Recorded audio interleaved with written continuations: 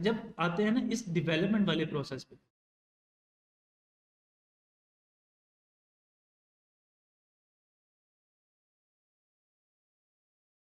अभी तो मैंने 3 ही डेवलपर यहाँ पे मेंशन किए हैं, एक यूआई डेवलपर, एक फ्रंट एंड डेवलपर और एक बैक एंड डेवलपर।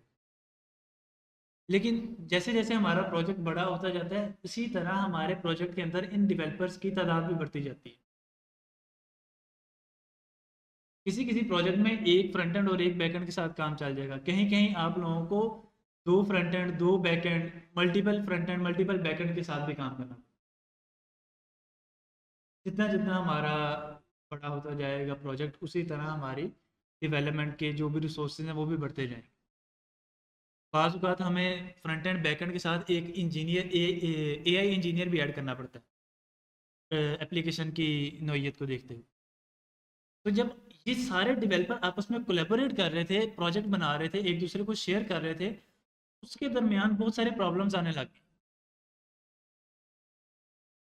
प्रॉब्लम क्या आई कि फॉर एग्जांपल 3 बैकएंड डेवलपर एक ही एप्लीकेशन के ऊपर काम कर, ये 3 एआई इंजीनियर या 3 फ्रंट एंड डेवलपर एक ही एप्लीकेशन के ऊपर काम कर।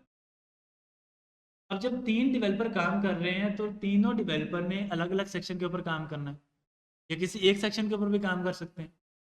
अब हो क्या रहा था कि कोड हमें किसी एक जगह पे रखना पड़ेगा ना। जब ऐसे है ना कि अगर मैंने एक एप्लीकेशन बनाई, वो पूरी की पूरी एप्लीकेशन एक जगह पर इकट्ठी होगी तो वो पूरी एप्लीकेशन हम लोग यूज़ कर सकते हैं। अगर एक ही जगह पर एप्लीकेशन इकट्ठी नहीं है तो वो हम लोग यूज़ नहीं कर सकते। जैसे फॉर एग्जांपल अगर मुझे दराज की एप्लीकेशन डाउनलोड करनी है तो मैं दराज की एक ही ऐप इंस्टॉल करता हूँ अपने मोबाइल। क्यों? क्योंकि उसका जितना भी कोड है वो उस एक ऐप के अंदर क्लोज कर दिया गया। इसी तरह हमें सारा का सारा कोड एक जगह पर रखना। अब एक जगह पे करने के लिए हम लोग क्या कर रहे थे कि आपस में एक दूसरे को कोड शेयर कर रहे थे। जैसे फॉर एग्जाम्पल मैं और सर एक एप्लीकेशन पे काम कर रहे हैं, तो मुझे कैसे अब एक दूसरे के साथ कोड शेयर करना है? या मैं ड्राइव के ऊपर अपलोड कर दूँ, वहाँ से सर डाउनलोड कर लें, फिर सर अपलोड कर दें, मैं डाउनलोड कर लूँ। तो इस तरह से काम चल रहा था। लेकिन प्रॉब्लम ये है कि चूंकि कोड था, कोड में हम लोगों को जब साइमल्टेनियसली या कोई इकट्ठी हम लोग चेंज कर देते थे किसी एक फाइल में, तो एरर आ जाता था। अब वो एरर क्यों आ रहा है, किसकी वजह से आ रहा है, कोई अंदाज़ा नहीं। या फॉर एग्जांपल हम लोगों ने, मैंने एक कोड किया या एक फंक्शन बनाया, एक स्पेसिफिक सेट ऑफ कोड लिख दिया मैंने, उस कोड की वजह से हमारी एप्लीकेशन में एरर आ गई, हमारी एप्लीकेशन के अंदर लॉगिन साइन अप होना बंद हो गया।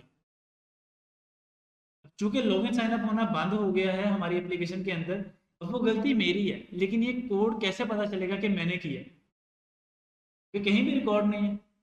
मैंने तो ड्राइव के ऊपर रख दिया, ड्राइव के ऊपर ये तो पता है कि ये इस वक्त इस बंदे ने अगर कोड अपलोड किया है, लेकिन ये कहीं भी मेंशन नहीं है कि ये वाला कोड इस बंदे ने किया, क्योंकि मैंने तो पूरा का पूरा फोल्डर उठा के मैं सेटअप करना है वहां पर। जैसे फॉर एग्जांपल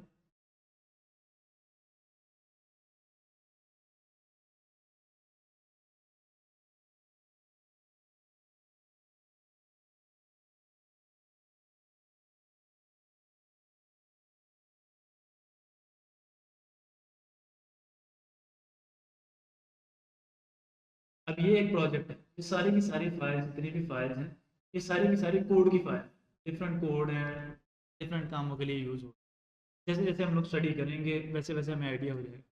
अब मैंने यहाँ पर कोई कोड चेंज किया, जैसे फॉर एग्जांपल मैं यहाँ पर एक एड्रेस लिखा हुआ है अटलांटा जॉर्जिया, अब मैं इसको चेंज कर देता हूँ फैसलाबाद पंजाब पाकिस्तान, मतलब सिटी फैसलाबाद, प्रोविंस पंजाब और कंट्री पाकिस्तान। और मैं इसको ड्राइव पे पूरा का पूरा ये वाला जो फोल्डर है यही अपलोड करूँ, मैं एक फाइल नहीं अपलोड कर रहा। क्योंकि अगर मैं एक फाइल अपलोड कर रहा हूँ तो सामने वाले को कैसे पता लगेगा कि इतने बड़े फोल्डर स्ट्रक्चर में वो फाइल कहाँ पर है? तो मैं पूरा का पूरा फोल्डर ही यहाँ से उठाऊंगा, उसको अपलोड कर दूंगा, वो डाउनलोड करके उसके आगे कोडिंग चेंजेस करना शुरू कर दें। जब एप्लीकेशन प्रोडक्शन में गई, यूज़र ने यूज़ करना शुरू किया, तो उस वक्त प्रॉब्लम ये आया कि ये जो एरर आ रहा है या ये जो एड्रेस चेंज किया है ये किसने किया है?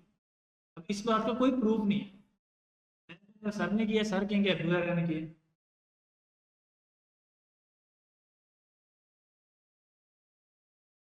इस तरह से हम हमें अगर फॉर एग्जांपल बाद में क्लाइंट आता है, क्लाइंट कहता है कि जी इस एप्लीकेशन के अंदर जहाँ जहाँ नेवी ब्लू कलर है या ये ब्लू कलर है, मुझे इसकी जगह रेड कलर चाहिए। अब रेड कलर कर दिया, क्लाइंट कहता है कि नहीं यार रेड कलर सही नहीं लग रहा, मुझे वापस ब्लू पे ही कर। अब फिर जहाँ जहाँ मैंने रेड कलर किया है दोबारा ब्लू पे लाने के लिए मुझे दोबारा से सारे वही चेंजेस करने पड़ेंगे जो मैंने किए। अब चूंकि जब मैंने इसको वेबसाइट को चेंज कर दिया, इसको अप्लाई करके क्लाइंट को सेंड कर दिया, इस दरमियान में अपना सिस्टम भी बंद कर सकता हूँ। जब मैंने सिस्टम बंद कर दिया तो कंट्रोल जी प्रेस करके वापस रेड से ब्लू पे नहीं जा सकते। या मीन मैंने किसी और प्रोजेक्ट पे काम शुरू कर दिया तो कंट्रोल जी प्रेस करके या अनडू करके जैसे वर्ड में हम लोग करते हैं वो नहीं जा सकते। अब एक मसला था कि भाई पहले चेंज किया किसने, वो ढूंढो। अगर वो गलत है तो चलो हम लोग मान के चल रहे हैं सारी एप्लीकेशन सही मान गई, फिर क्लाइंट आता है वो चेंज करवाता है लेकिन उसको चेंज पसंद नहीं है, वो वापस रिवर्ट करना चाह रहा है, फिर प्रॉब्लम है।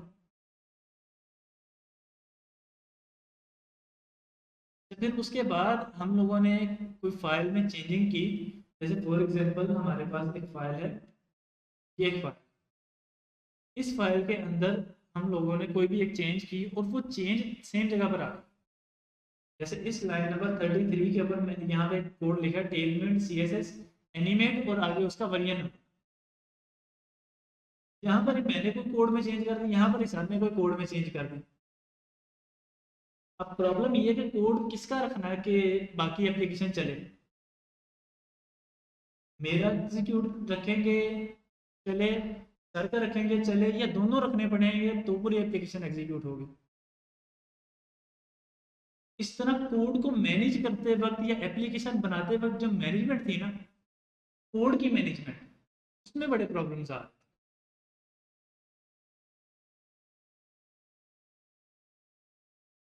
उसमें तीन प्रॉब्लम्स तो हम लोग अभी बैठे बैठे हम लोग डिस्कस कर लिए कि एक तो कोड में चेंजेस कौन कर रहा है ये किसी को आइडिया नहीं। दूसरा कि अगर हम लोग कोई चेंज कर दिया और उसको रिवर्ट करना चाह रहे हैं तब भी बड़ा प्रॉब्लम। जैसे मैंने आपको एक कलर की एग्जांपल दी है, जैसे हम लोग ये भी एक चेंज कर सकते हैं ना, कोई एक ऐसी चेंज की जिसकी वजह से हमारी एप्लीकेशन खराब हो गई। अब हम लोग चाह रहे हैं जो पुराना वर्जन था उसके ऊपर मूव बैक कर दे, पर चूंकि हमने तो वो कोड डिलीट कर दिया था या उस कोड को चेंज कर दिया था, उसके ऊपर भी हम लोग मूव बैक नहीं कर सकते। तीसरा ये कि जब हम लोग कोड में चेंजेस कर रहे हैं और सेम फाइल में सेम जगह पे कोड में चेंजेस कर दिए हैं, तो अब किसका कोड रखेंगे। तो ये सारे एरर्स और इन चीज़ों से बचने के लिए हम लोगों ने एक सोल्यूशन फाइंड किया, वो था गिट और गिटहब।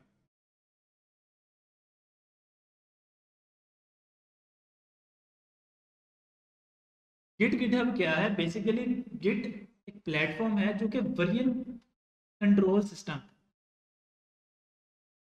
जो आपको आपके सॉफ्टवेयर के वर्जन्स मैनेज करने की परमिशन देता है या फैसिलिटी प्रोवाइड करता है।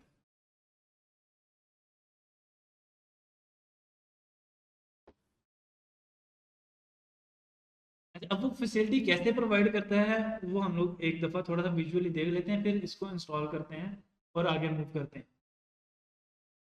github.com। और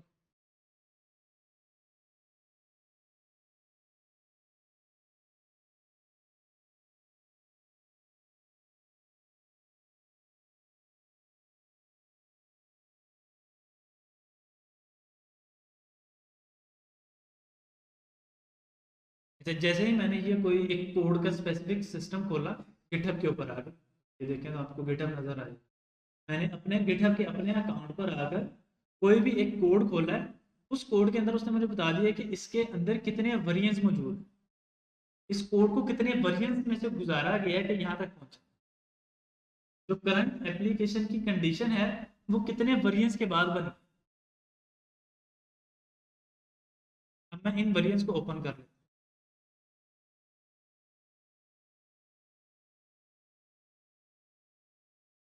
थोड़ा सा जूम कर लेते हैं ताकि आप लोगों को फुल नजर आ रहा है।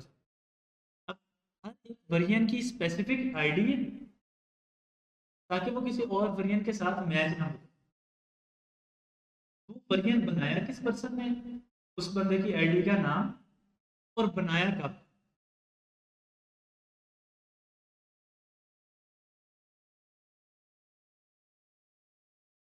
इसी तरह सारे के सारे यहाँ पर वो मौजूद हैं। मैंने जब जब इसके इस एप्लीकेशन के अंदर स्पेसिफिक कोई चेंज किया है, उन्होंने वहां पर नोट कर लिया है कि इस वेरिएंट की ये आईडी है, ये हुआ है। और अगर मैं इसके ऊपर क्लिक करूंगा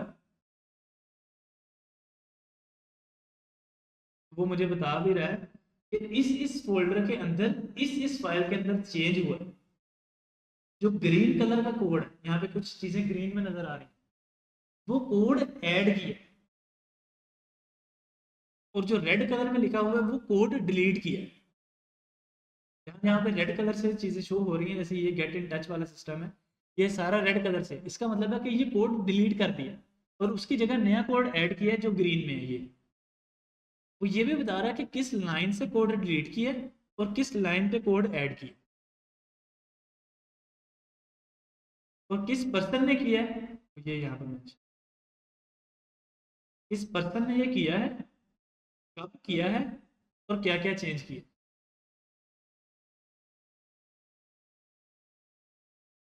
इससे जो हमारी प्रॉब्लम नंबर 1 थी वो तो रिजॉल्व हो गई कि जी कौन कोड कर रहा है, किसकी गलती थी, वो तो हमें फिगर आउट होने लग गया।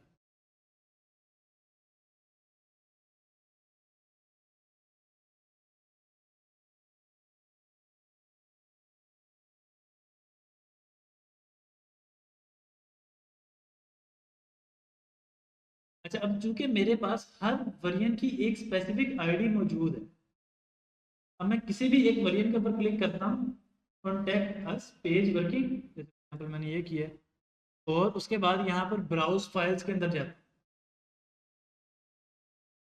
तो अब ये जो फोल्डर स्ट्रक्चर है, ये जो कोड मुझे शो कर रहा है, ये उस पुराने वर्जन का कोड शो कर रहा है, ये उस स्पेसिफिक वर्जन का कोड शो कर रहा है।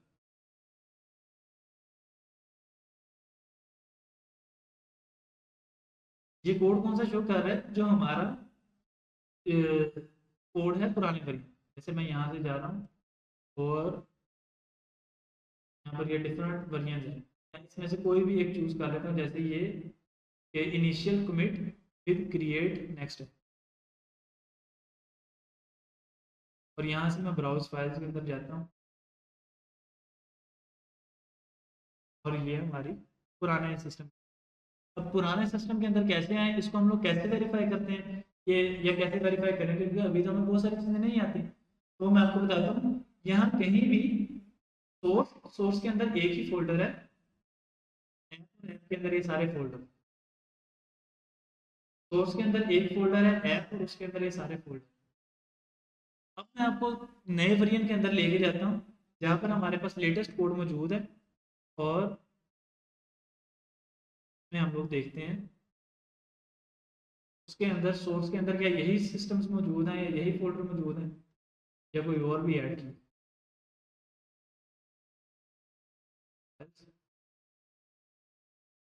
जैसे ही मैं आया सोर्स में, ऐप, ऐप के बाद कंपोनेंट भी है, डाटा भी है, लिब के नाम से भी फोल्डर है। ऐप के अंदर भी इतनी ज़्यादा फाइल, पहले 4-5 फाइल थी, अब इतनी ज़्यादा फाइल। तो अब जब मुझे ज़रूरत पड़ेगी तो मैं पुराने वेरिएंट पे भी जा सकता हूँ, नए वेरिएंट पे भी मूव कर सकता हूँ।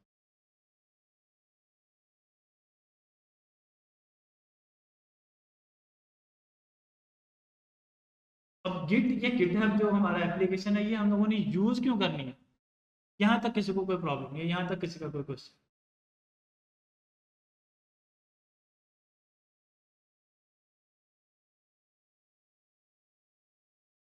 गिट और गिटहब में क्या फ़र्क है, वो भी हम लोग डिस्कस कर लेते हैं। गिट गिटहब में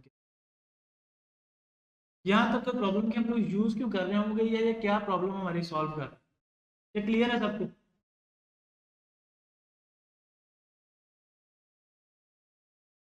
क्लियर। चलिए अब आगे मूव करें।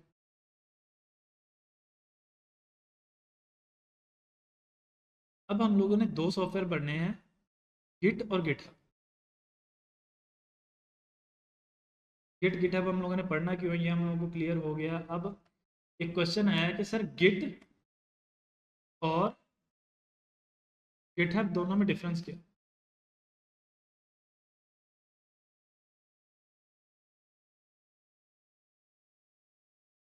ये जो मैंने सारे की सारी आप लोगों को फंक्शनैलिटीज दिखाई ना, अभी वेबसाइट के ऊपर जाके github.com के ऊपर जाके, ये सारी की सारी फंक्शनैलिटीज हमें प्रोवाइड करता है ये गिट। ये वेरिएंस बनाना, वेरिएंस को मैनेज करना, किस वेरिएंट के ऊपर आपका करंट सॉफ्टवेयर चल रहा होगा, और किस बंदे ने ये किया है, किस बंदे ने नहीं किया, ये सारे के सारे जितने भी काम है, ये सारी की सारी फैसिलिटीज हमें प्रोवाइड कर रहा है ये गिट का सॉफ्टवेयर।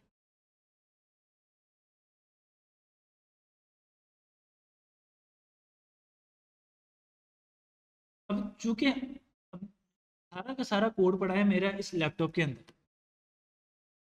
क्योंकि मैंने अपने लैपटॉप के अंदर कोड करना है। अब जितना कोड या जितनी भी चीज़ें मैं बना रहा हूँ या कोई इमेज वेबसाइट के ऊपर लगानी है, वो सारी की सारी मेरे लैपटॉप में सेव है। अब लैपटॉप खराब भी हो सकता है, हार्ड डिस्क में से डाटा डिलीट भी हो सकता है, कोई छोटा बहन भाई है, कोई बच्चा चला रहा है, वो डाटा उड़ा भी सकते हैं, या और भी कोई मसला मसाइल बन सकता है कि जिसकी वजह से हमारा डाटा चला गया। हार्ड डिस्क खराब हो सकती है, विंडो उड़ सकती है हमारे सिस्टम की, और टर्म्स ऑफ रीज़न है जिसकी वजह से हमारा डाटा जो है वो डिलीट हो सकता है। अब इतने वेरिएंट्स बनाने का, इतनी चीज़ें मैनेज करने का हमें कोई फ़ायदा नहीं अगर हमारे पास कोड ही सेफ नहीं है। लैपटॉप है हमारे हाथ में या सिस्टम है, वो गिर के ख़राब हो गया, किसी भी वजह से वो ख़राब हो गया, हमारा कोड डिलीट होगा, जितने वेरिएंट्स हम लोगों ने बनाए थे, चीज़ें बनाई थी, वो सारी की सारी डिलीट, जितनी हम लोगों ने मेहनत की थी वो सारी की सारी मेहनत ज़ाया। फिर हमें एक फैसिलिटी मिलती है गिटहब के नाम से, क्लाउड फैसिलिटी है ये क्या कर रही है, ये हमें एक फैसिलिटी प्रोवाइड कर रही है कि आप क्लाउड के ऊपर अपना डाटा स्टोर कर, जैसे कोई पीडीएफ है वो मैं अपने सिस्टम के अंदर तो स्टोर कर ही सकता, एक एक्सटर्नल स्टोर करने के लिए मैं उसको ड्राइव के ऊपर स्टोर कर देता हूँ, ताकि खुदा न खास्ता अगर मेरे फ़ोन से पीडीएफ डिलीट हो जाती है, मैं बाद में अपनी जीमेल से उसको रिट्रीव कर लूँ।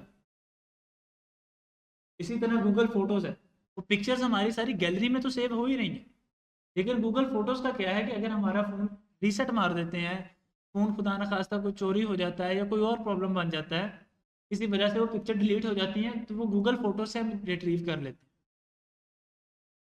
तो गिट का काम क्या है, गिट बेसिकली हमारे लिए सारे के सारे वेरिएंट्स को मैनेज कर, और गिटहब हमें एक क्लाउड फैसिलिटी प्रोवाइड कर रहा है, ताकि जो हम लोगों ने वेरिएंट मैनेज किए हैं वो हमारे लोकल सिस्टम में मौजूद हैं, वो कहीं ज़ाया ना हो जाए किसी भी वजह से।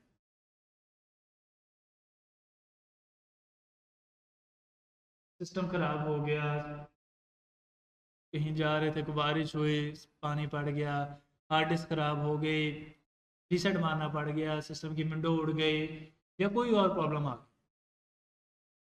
तो गिटहब के ऊपर हमारी प्रोफाइल के ऊपर सारा कोड पड़ा होगा, हम लोग कॉपी करेंगे, पेस्ट करेंगे, and we are good to go.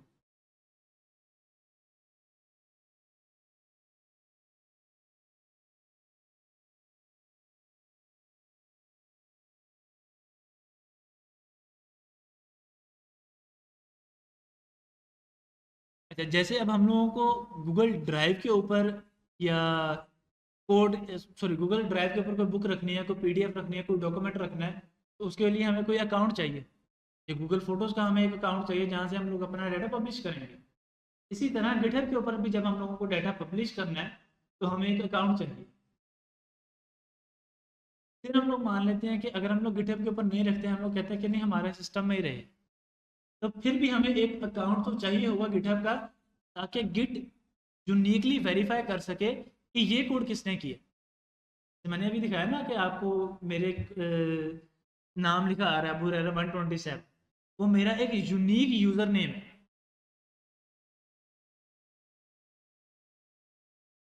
GitHub का अकाउंट सिंपल है, वो आप लोग आएंगे github.com के ऊपर, लॉगिन साइन अप करेंगे। देख लेता हूँ मेरे पास किसी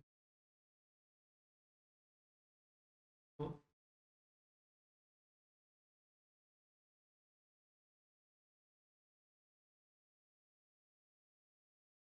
यहाँ से साइन अप करेंगे,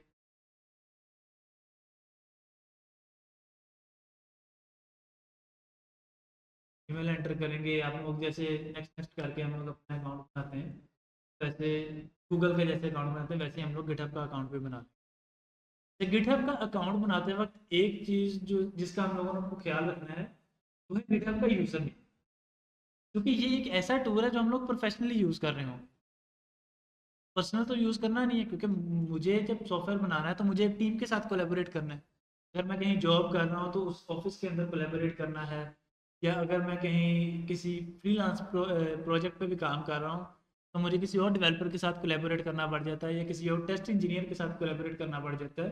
तो मुझे जो अपना गिटहब का यूज़र नेम है वो कोई ऐसा रखना है जो यूनिक भी हो, क्योंकि यूनिक होना वो तो एक गिटहब की तरफ से रिक्वायरमेंट है। और थोड़ा सा कह लें कि सोबर भी हो, कि हम लोग ऐसे नाम नहीं रख सकते जैसे हम लोग रखते हैं कि अंसारी साहब ये वो एंड सो ऑन। अंसारी साहब, जट साहब, रंधावा, ये वो, हम लोग ऐसे नाम नहीं रख सकते। तो हम लोग को कोई एक यूनिक यूज़र नेम रखना है। यूज़र नेम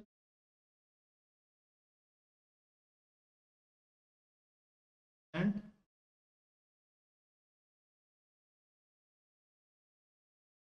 तो instant user name dot com करके ये एक टूल है जो आप लोगों को सर्च करके देता है कि कौन कौन से यूज़र नेम अवेलेबल हैं और किस किस सोशल मीडिया प्लेटफॉर्म के ऊपर अवेलेबल है।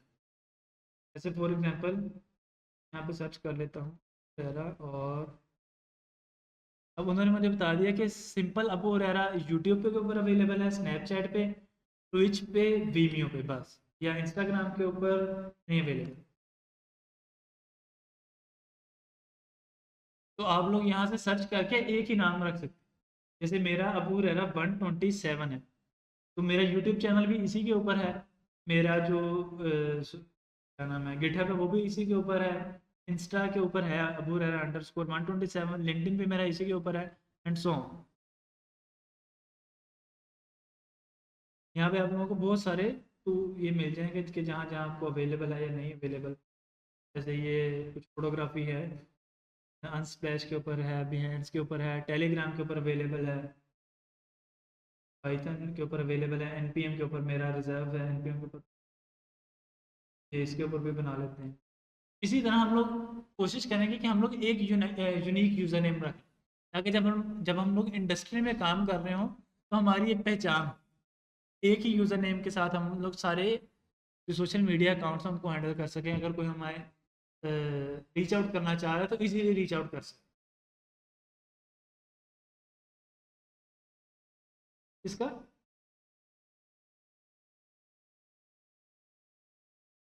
यूट्यूब का पासवर्ड वो तो फॉरगेट योर पासवर्ड की आपको मिल जाता है, वो जीमेल के ऊपर आपको ओटीपी सेंड कर देंगे, you are good to go. जैसे हमारा नॉर्मली जीमेल में होता है।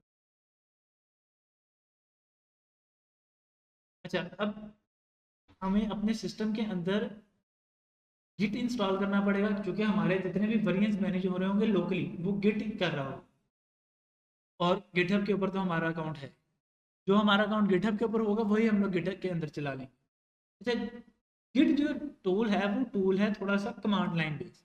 कमांड लाइन का मतलब है कि वो टर्मिनल के ऊपर चलता है। फॉर एग्जांपल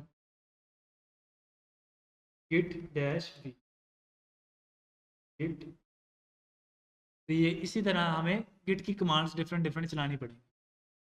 तो चूंकि अभी हम लोग न्यू हैं और हमें इतना कमांड के साथ आइडिया नहीं है, तो इस चीज़ से बचने के लिए हम लोग गिटहब की तरफ से एक टूल प्रोवाइड करता है, प्रोवाइडेड है सॉरी, वह गिटहब डेस्कटॉप।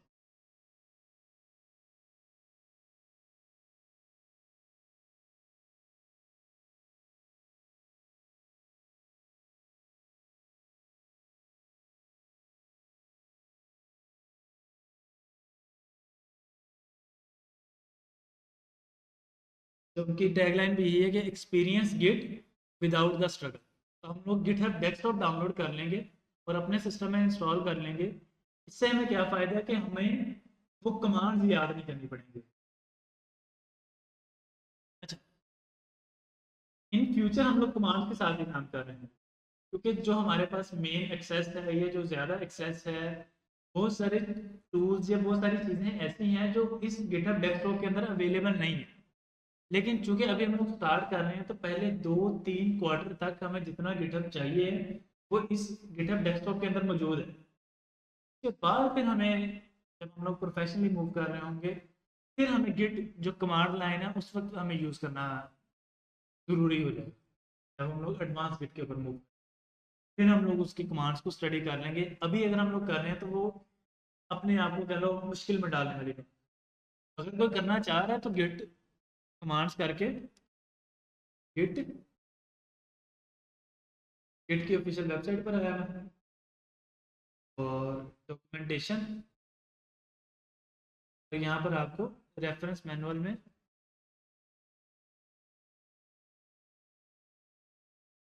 सारी सारी मिल जाए, क्या कमांड है क्या नहीं है। जैसे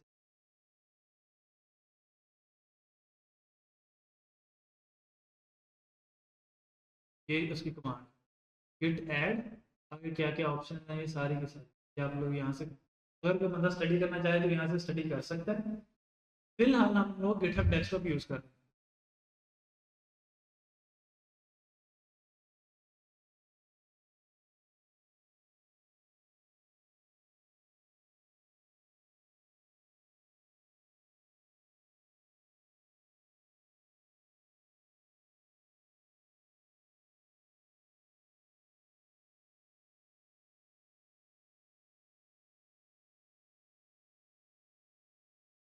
ये मेरा गिटहब डेस्कटॉप का व्यू है। अब गिटहब डेस्कटॉप और गिट में क्या फ़र्क है कि गिट में हम लोगों को कमांड के थ्रू सारा काम करना है, और गिटहब डेस्कटॉप हमें सारी की सारी चीज़ें GUI पे प्रोवाइड कर, GUI ग्राफिकल यूज़र इंटरफेस, तब हमें एक पूरा का पूरा सॉफ्टवेयर का इंटरफेस नज़र आ रहा है, मैं क्लिक कर करके चीज़ें इजीली कर सकता हूँ।